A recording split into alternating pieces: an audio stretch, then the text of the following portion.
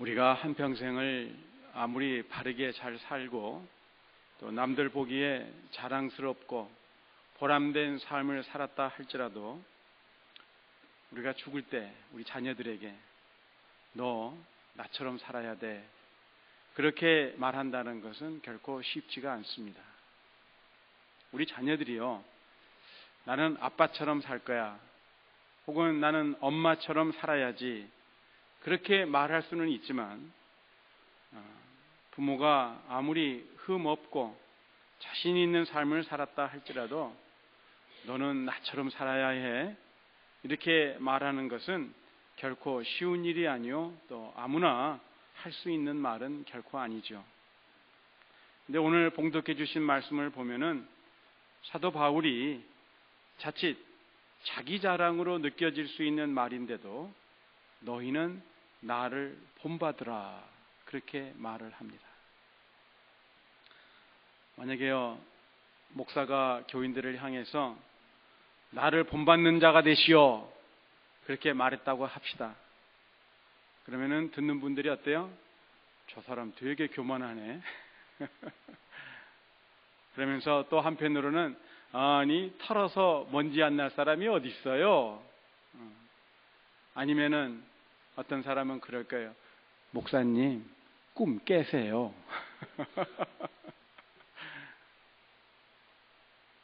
오늘 우리가 본 이 17절 말씀, 딱 그 한 구절만 떼어서 보면, 아니, 어떻게 그런 말을 할 수 있단 말인가 반감이 들지 않겠어요?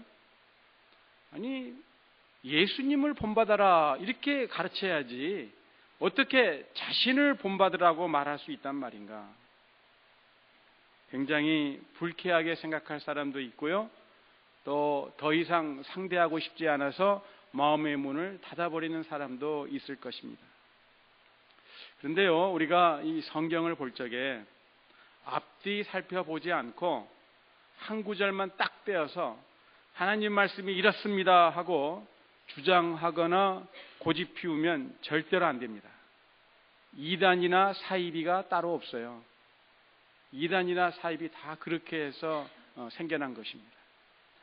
우리가 성경을 읽을 적에는 반드시 앞뒤의 상황이 어떤가, 어떤 일들이 있었기에 그 말씀을 하셨는가 살펴보아야 합니다. 그러면 우리가 17절 말씀을 이해하려면 어떻게 해야 되겠어요? 그 앞에 말씀을 찾아봐야 돼요. 그래서 12절부터 14절을 보니까요, 사도 바울이 이렇게 전하고 있습니다. 내가 이미 얻었다 함도 아니요 온전히 이루었다 함도 아니라. 어때요? 바울이 교만한 사람이요, 아니면 겸손한 사람이요? 그렇죠, 겸손하죠. 내가 이미 얻었다 함도 아니요 온전히 이루었다 함도 아니라. 오직 내가 그리스도 예수께 잡힌 바 된 그것을 잡으려고 쫓아가노라. 형제들아, 형제 자매들아, 나는 아직 내가 잡은 줄로 여기지 아니하고 오직 한 일, 즉 뒤에 있는 것은 잊어버리고 앞에 있는 것을 잡으려고 푯대를 향하여 그리스도 예수 안에서 하나님이 위에서 부르신 부름의 상을 위하여 쫓아가노라. 이 말씀을 보면 바울은 온전히 이루지 않았다고 말하면서 아직도 열심히 달려가고 있다고 말합니다. 부름의 상을 아직은 받지 못하고 앞으로 받을 것을 기대하면서 열심히 달려간다고 말합니다. 그러니까 바울은 자신을 결코 완벽한 사람이라고 말하지 않습니다. 이제 15절, 16절을 보겠습니다. 그러므로 누구든지 우리 온전히 이룬 자들은 이렇게 생각할지니, 만일 무슨 일에 너희가 달리 생각하면 하나님이 이것도 너희에게 나타내시리라. 오직 우리가 어디까지 이르렀든지 그대로 행할 것이라.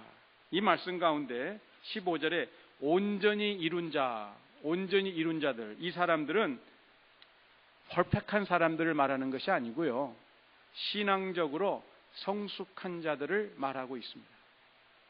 바울이 아직은 완벽하지는 않지만 영적으로 성숙한 사람이면은 틀림이 없죠. 그래서 바울과 혹시 다른 생각을 가진 교인들이라 할지라도 만약에 그 사람이 영적으로 성숙한 자라면 하나님께서 깨닫게 하사 그들도 바울처럼 생각하며 바울과 같은 태도를 가질 것이라는 말입니다. 그러면 바울과 같은 태도는 어떤 태도인가? 그것은요, 자신이 잘못되었다면 그 잘못되었음을 솔직하게 인정하고 다른 인도함을 기꺼이 받아들이는 태도입니다. 바울이 지난날 그렇게 했거든요. 그러면 바울이 지난날 어떻게 했는가? 그 말씀이 3장 4절에서부터 9절까지 말씀에 있습니다. 4절 말씀입니다. 그러나 나도 육체를 신뢰할 만하니 만일 누구든지 다른 이가 육체를 신뢰할 것이 있는 줄로 생각하면 나는 더욱 그러하리니 내가 8일 만에 할례를 받고 이스라엘의 족속이요 베냐민의 지파요 히브리인 중에 히브리인이요 율법으로는 바리새인이요 열심으로는 교회를 핍박하고 율법의 의로는 흠이 없는 자로다. 그러나 무엇이든지 내게 유익하던 것을 내가 그리스도를 위하여 다 해로 여길 뿐더러 또한 모든 것을 해로 여김은 내 주 그리스도 예수를 아는 지식이 가장 고상함을 인함이라. 내가 그를 위하여 모든 것을 잃어버리고 배설물로 여김은 그리스도를 얻고 그 안에서 발견되려 함이니. 여기까지요. 바울은 그 이스라엘 사람들이 목매달았던 그 율법에 비추어 보면은 흠 없는 삶을 살았다고 자신 있게 말할 수 있었던 사람입니다. 그 많은 유대인들 중에 누가 이렇게 자신 있게 말할 수 있는 사람이 얼마나 되었겠어요? 내가 율법의 의로는 흠이 없는 사람. 그런데 그렇게 자신만만했던 바울, 예수님을 알고 난 후에는 지금까지 자랑스레 여겼던 모든 것들이 아무 것이 아니라는 것을 알았어요. 그래서 그것들을 다 배설물로 여기고 오직 예수 그리스도를 아는 것에 올인을 했습니다. 지금까지의 삶의 방향이 전적으로 잘못되었음을 인정하고 그리스도를 얻고 그리스도 안에서 발견되기 위하여 새로운 삶을 시작했어요. 이러한 배경에서 우리는 17절을 이해해야 합니다. 나를 본받으라, 이 말은 바울의 이러한 태도, 즉 자기가 잘한 줄 알았어요. 자기가 세상에서 제일 잘하고 있는 줄 알았어요. 그런데 보니까 어때요? 아무것도 아니었어요. 잘못되었음을 발견했으면 그것을 솔직하게 인정하고 깨끗이 그 잘못을 버리고 바른 길을 향해 나아갔던 바로 바울의 그 태도를 말하고 있어요. 그렇게 하면 우리 성도 자신과 또 가정과 교회는 건강하고 기쁨의 공동체로 계속 성장해 나가지 않겠어요? 사람들이 어때요? 사람들보다도 나는 어때요? 잘못했는데도 그게 뻔히 보이는데도 어떻게 해요? 고집 피우고 있어요. 고집 피우고 있어요. 이 핑계 저 핑계 대면서 요리 빠지려고 그러고 저리 빠지려고 그러고 있어요. 뭐 때문에 그래요? 존심 때문에. 사도 바울은요, 그리스도를 알고 난 후에는 다 버렸어요. 이게 배설물, 즉 그냥 똥처럼 버렸다 이 말이에요.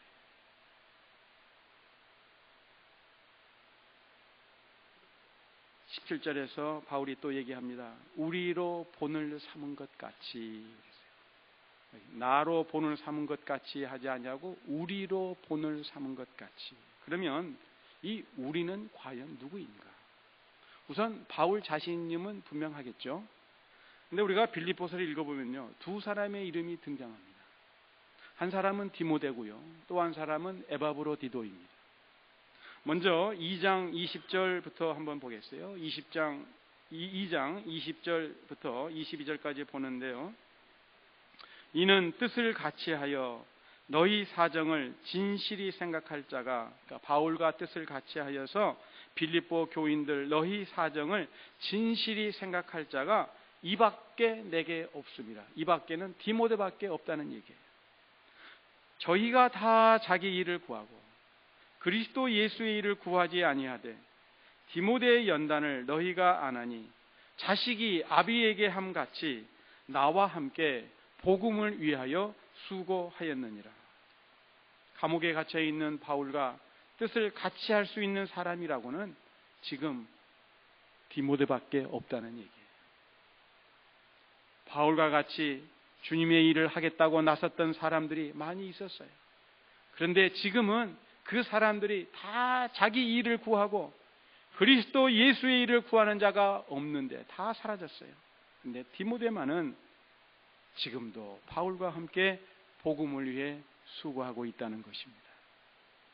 이와 같은 디모데는 분명히 본받을 자임이 확실합니다. 그렇죠? 그래서 우리를 본받는 자를 보이라고 바울이 빌립보 교인들에게 말합니다. 또 에바브로디도에 관한 말씀이 2장 30절에 기록되어 있습니다. 저가 그리스도의 일을 위하여 죽기에 이르러도, 그리스도의 일을 위하여 죽기에 이르러도 자기 목숨을 돌아보지 아니한 것은 나를 섬기는, 바울을 섬기는 너희의 일에, 빌립보 교인들의 일에 부족함을 채우려 함이니라. 에바브로디도는요, 빌립보 교회가 바울을 돕고자 바울에게 보낸 사람입니다. 그런데 그가 바울과 함께 있는 동안에 얼마나 열심히 했는지 그만 병에 걸리고 말았어요. 그럼에도 에바브로디도는 자기 목숨을 돌보지 않고 바울을 섬기고 돌보는 일에 열심이었어요. 왜 그랬을까요? 바로 그 일이 자기에게 맡겨주신 그리스도의 일이라고 그는 믿었습니다. 그리고 바울을 섬기기 위해서 자기를 보내준 빌립보 사람들의 마음을 누구보다도 이 에바브로디도는 잘 알고 있었습니다. 그래서 그 빌립보 교인들의 마음을 너무나 잘 알기 때문에, 그들이 바울을 사랑하고 바울을 아끼는 마음을 잘 알기 때문에 에바브로디도는 자신을 돌보지 않고 바울을 섬기는 일에 혼신의 힘을 다했던 것이죠. 그러니까요, 그 병든 에바브로디도를 위해서 이 바울이 얼마나 기도했겠어요. 눈물을 흘리면서 마치 자기가 병든 것처럼 하나님 앞에 부르짖었겠죠. 그런데 하나님께서요, 에바브로디도를 병에서 고쳐주셨어요. 이럴 땐 어떻게 해야 돼요? 할렐루야, 그 일이 마치 내 일인 것처럼 기뻐할 줄 알아야 돼요. 하나님께서 에바브로디도를 병에서 고쳐주셨습니다. 아직 습관이 안 됐네요. 그래서요, 이 바울이 빌립보 교인들의 마음을 안심시키기 위해서 건강을 되찾은 이 에바브로디도를 빌립보 교인들에게 먼저 보낸다고 말합니다. 그러니까 디모데도 보내고 싶었지만은 디모데보다도 먼저 에바브로디도를 보낸다는 것이죠. 자, 이러한 에바브로디도 또한 빌립보 교인들이 본받을 자가 아니겠어요? 이러한 바울과 디모데 그리고 에바브로디도 또한 우리가 본받을 자입니다.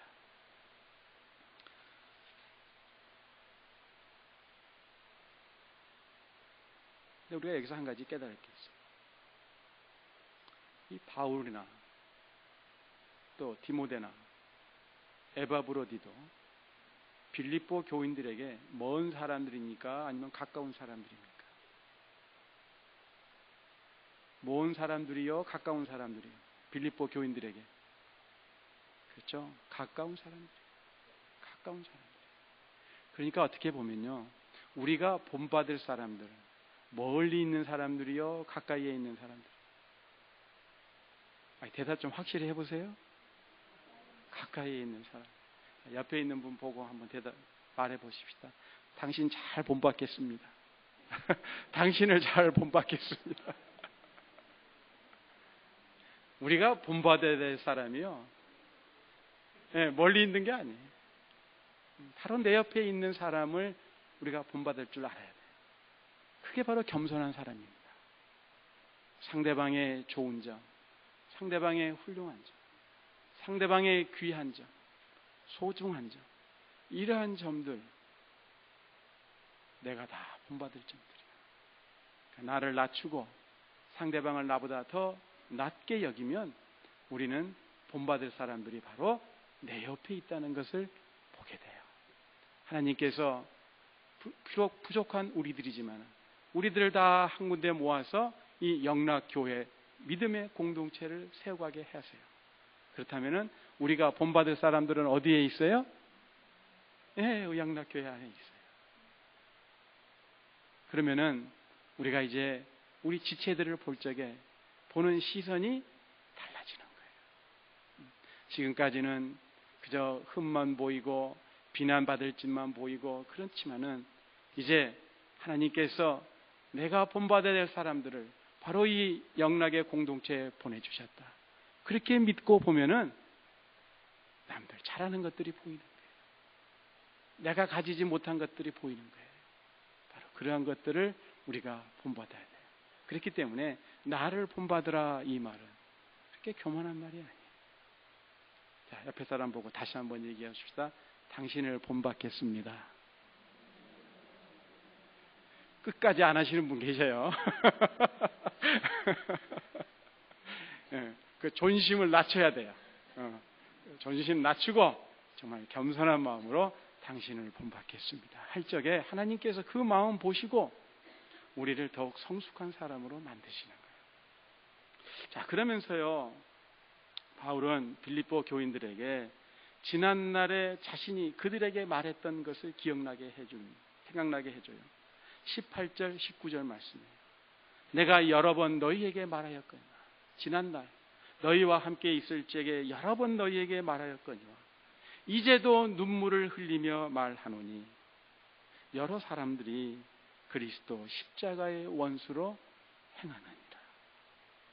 저희의 마침은 멸망이요 저희의 신은 패요 그 영광은 저희의 부끄러움에 있고 땅의 일을 생각하는 자라. 그리스도 십자가의 원수로 행하는 자들은 어떤 사람들인가? 입으로는 예수님 믿는다고 말은 하지만은 그들의 삶의 모습을 보면은 그 삶의 모습은 예수님의 삶의 모습과는 전혀 다른 사람들입니다.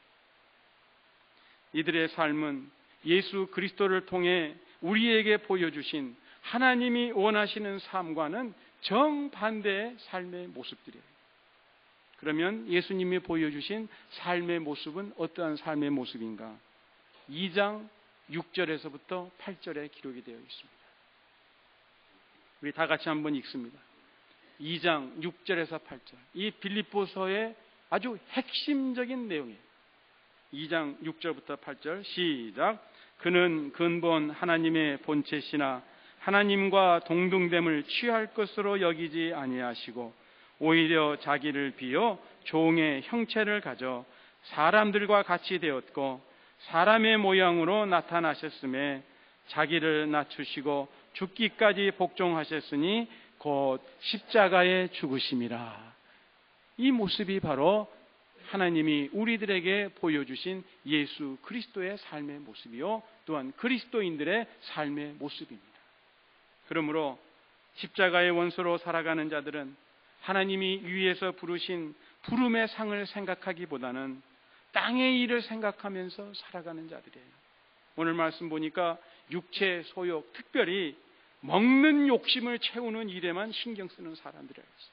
저희의 신은 뭐라고요? 배라 그랬어요. 배. 그들이 추구하는 영광이라는 것이 결국은 다 그들을 부끄럽게 만들 뿐입니다. 이러한 사람들의 종말은 구원이 아니라 뭐라 그랬어요? 멸망이라고 말씀하고 있습니다. 바울은 빌립보 교인들 중에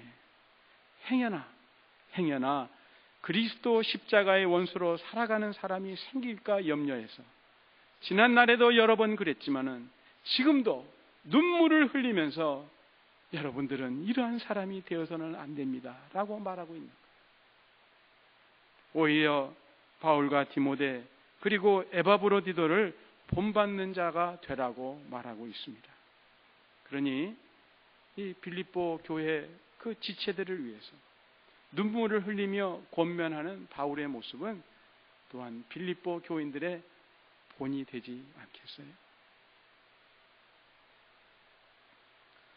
바울은 그리스도 십자가의 원수로 행하는 자들과 대조되는 사람, 하늘의 시민권자를 20절에서 소개합니다.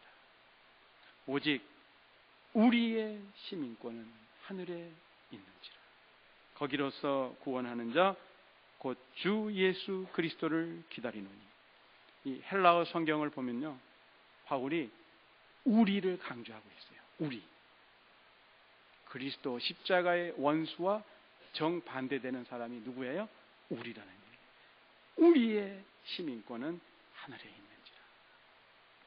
우리 모두가 경험했지만요, 시민권은 대단합니다. 한때 미국의 시민권은 우리 모두의 꿈이었어요. 그렇죠? 제가 1980년대 유학생으로 오레곤에서 공부할 적에요, 우리 유학생들 간에 회자했던, 자주 말했던 게 있었어요. 뭐냐면은 미스 권의 전성시대. 미스 권의 전성시대. 그때 한참 한국에서 무슨 영자의 전성시대, 뭐 그런 게, 순자의 전성시대, 뭐 그런 게 있었잖아요. 그런 것처럼 미스 권의 전성시대. 왜 그러냐면은, 유학생들이야 공부 마치고 한국에 가기보다는 미국에 남아서 이제 살기를 원하잖아요. 미국에 살려면 영주권 있어야 되는데, 영주권을 얻을 수 있는 가장 손쉬운 길은 뭐예요?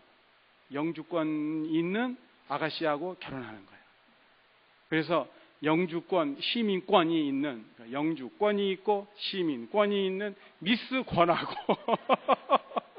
미스 권하고 결혼하면 미국에 살 수가 있다는 거예요. 그래서 그 유학생들 간에 미스 권의 전성시대, 이런 게 유행을 했어요. 시민권은 아주 위대한 그 힘이 있습니다. 그리고요, 바울 당시 로마 시민권은 대단했는데, 로마 시민권의 위력을 실감케 한 사건이 바로 이 빌립보에서 일어난 적이 있었어요. 사도 바울이 바울과 실라와 함께 이 빌립보 성에서, 디모데도 있었죠, 빌립보 성에서 복음을 전하다가 감옥에 갇히게 되었습니다. 물론 착한 일을 했죠. 그런데 그 마음씨 나쁜 사람들에 의해서 모함에 걸려가지고 매맞고 감옥에 갇혔습니다. 흠뻑 두들겨 맞고, 그리고 착고에 채여서 감옥에 갇혔는데, 우리가 잘 알듯이 자정쯤에 이 바울과 실라가 하나님을 찬미하며 기도할 적에 어떻게 됐어요? 지진이 나면서 이게 다 풀어지고 감옥문이 열리고, 그래서 그 간수가 죄수들이 다 도망간 줄 알고 자결하라 할 적에 내 몸에 손을 대지 마라. 우리가 다 여기 있다. 어떻게 해야지 우리가 구원을 얻을 수 있습니까? 그럴 적에 유명한 말 하죠. 주 예수를 믿으라. 그리하면 너와 내 집이 구원을 얻으리라. 바로 그 사건이 일어난 곳이 빌립보인데요. 그 다음날 무슨 일이 있었느냐? 이 빌립보에 있는 고위 관리들이 이 바울을 그만 내주려고 했어요. 그때 바울이 말합니다. 사도행전 16장 37절에 보니까 이래요. 바울이 이르되 로마 사람인 우리를, 로마 시민권자인 우리를 죄도 정치 아니하고 공중 앞에서 때리고 옥에 가두었다가 이제는 가만히 우리를 내어보내고자 하느냐? 아니라 저희가 친히 와서 우리를 데리고 나가야 하리라. 바울이요, 평상시에는 로마 시민권자 이렇게 내세우지 않습니다. 그런데요, 한두 번 그렇게 내세운 적이 있거든요. 근데 그 중에 한 번이 이 빌립보서입니다. 내가 로마 시민권자야. 어디 누굴 보고 왔다 나가라 들어와라 그래. 직접 와서 우리를 데리고 나가라 그래. 한번 큰 소리 빵 쳤어요. 그러니까 38절에 아전들이 이 말로 상관들에게 고하니 저희가 로마 사람이라 하는 말을 듣고 그 다음 두려워하여 그랬어요. 두려워하여 와서 권하여 데리고 나가 성에서 떠나기를 청했다 그랬어요. 로마 시민권 이토록 대단했습니다. 그런데 특별히 빌립보 교회에는 노예 신분의 교인들도 있지 않았겠어요? 노예. 그런데 이들에게 우리의 시민권은 하늘에 있다고 하니까요. 어때요? 그들에게 한없는 위로와 소망의 말씀이 됩니다. 그런데요, 우리의 시민권이 하늘에 있다는 말씀은 예수님 믿는 자들의 특권이며 또한 동시에 책임이 있다는 것을 말해줘요. 무슨 말인고 하니, 우리는 하늘 시민으로서 이 땅에서 부끄러움 없는 삶을 살아야 한다는 말씀입니다.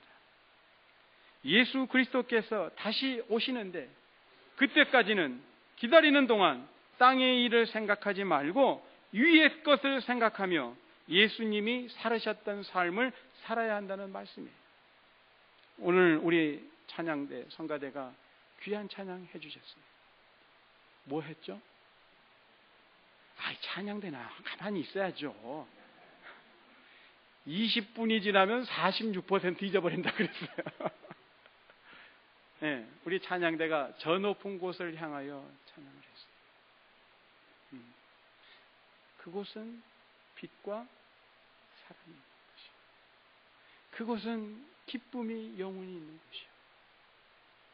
이 땅은 죄와 사망이 가득 찬 곳이지만 우리가 날마다 바라보는 저 높은 곳, 그 하늘나라는 빛과 기쁨으로 충만한 나라, 사랑이 충만한 곳이에요.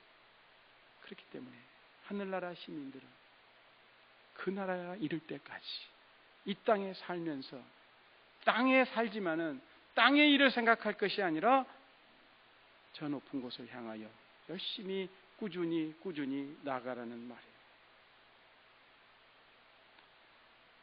아까 우리가 같이 본 말씀처럼 예수님은 하나님의 본체시나 하나님과 동등됨을 취할 것으로 여기지 아니하시고 오히려 자기를 비어 종으로 이 땅에 오셨고 이 땅에 오셔서 자기를 낮추시고 십자가에서 죽기까지 순종하셨으니 하늘나라 시민들도 당연히 예수님처럼 자기의 권리를 주장하지 아니하고 오히려 다 내려놓고 자신을 낮추며 죽기까지 순종하는 삶을 살아야 한다는 말씀이에요. 그런데 예수님이 이 땅에 오셨을 적에 우리의 몸과 같은 연약한 몸으로 오셨어요. 그래서 예수님이 피곤하시기도 하셨고 배고프기도 하셨어요. 그러나 장차 예수님이 다시 이 땅에 오실 적에는 우리 그 몸이 예수님의 몸과 같은 영광스러운 몸으로 변화된다고 바울은 소망의 말씀을 전하고 있습니다. 하늘 시민권자들에게 그러한 영광스러운 미래가 있으니 그때까지 주 안에 굳건히 서 있어야 한다고 권면하는 거예요. 우리가 빌립보서를 쭉 읽어보면 그렇고요. 또 사도행전을 읽어봐도 그렇습니다. 빌립보 교회 교인들은 그동안에 참 아름답게 잘 달려왔어요. 믿음의 경주를 참 잘했어요. 그래서 바울은 내 사랑하고 사모하는 형제들, 나의 기쁨이요 멸류관인 아닌 사랑하는 자들이라고 부르고 있어요. 예수님 다시 오실 때 그때 사도 바울의 머리에 멸류관이 있어질 텐데 그 멸류관이 누구라고요? 바로 빌립보 성도들이라는 말씀입니다. 바로 그들이 지금까지 잘 달려왔지만 앞으로도 주님 오시는 그날까지 잘 달려야 하겠기에 이렇게 바울이 권면하는 거예요. 내가 그렇게 몸부림치며 주님의 기쁨이 되려고 발버둥 쳤던 것처럼 여러분도, 아니 여러분과 저가 우리가 함께 그렇게 주님을 섬깁시다. 인생은 잠깐이면 지나갑니다. 그러나 주님을 위한 수고와 눈물은 영원히 있을 것이기에 하늘나라 시민답게 한번 멋지게 주님을 섬깁시다. 그리고 우리 모두가 누군가가 우리를 보고 따라할 수 있는 그러한 모델이 되는 삶을 살아갑시다. 바로 그 얘기예요. 바울 사도가 빌립보 성도들에게 전한 말씀은 또한 오늘날 우리들에게도 주시는 말씀입니다. 우리도 당연히 우리의 낮은 몸이, 이 허약한 몸이 부활하신 예수 그리스도의 영광의 몸과 같이 변케 하실 그날을 기대합니다. 그러나 그때까지는, 우리가 완벽하게 변화될 그때까지는 우리는 계속해서 성숙한 성도로 자라가야 합니다. 그때까지는 우리도 예수님처럼 자기를 비워 섬기는 삶을 살며 죽기까지 순종하는 삶을 살아야 합니다.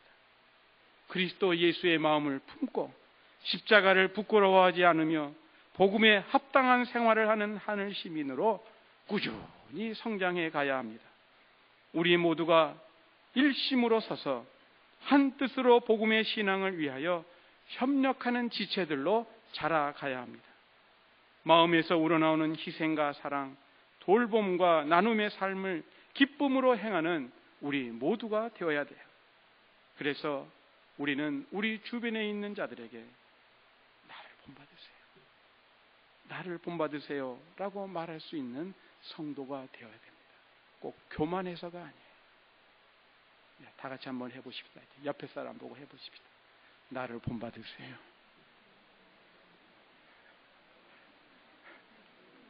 나를 본받으세요. 아직 양심이 좀 있어서 그러신가요? 네. 우리가 우리 자녀들에게도 그리고 내 이웃들에게도 나 좀 본받으세요, 그렇게 말할 수 있는 사람이 되기를 우리 주님이 원하십니다. 기도하시겠습니다. 하나님 아버지, 저희들에게 미래에 아름다운 소망을 품게 해주시니 감사합니다. 그날이 오면 우리 연약한 몸이 부활하신 예수님의 영광의 몸처럼 변화될 것입니다. 감사합니다. 그러나 그날이 오기까지는 저희들이 이 땅에서 예수님처럼 살기를 원합니다. 저희 자신을 비우고 죽기까지 순종하는 삶을 살겠나이다. 하늘나라 시민으로서 부끄러움이 없는 삶을 살게 하옵소서. 그래서 내 주변에 있는 자들에게 나를 본받으라고 말할 수 있는 성숙한 신앙인이 되게 하옵소서. 예수님의 이름으로 기도합니다. 아멘.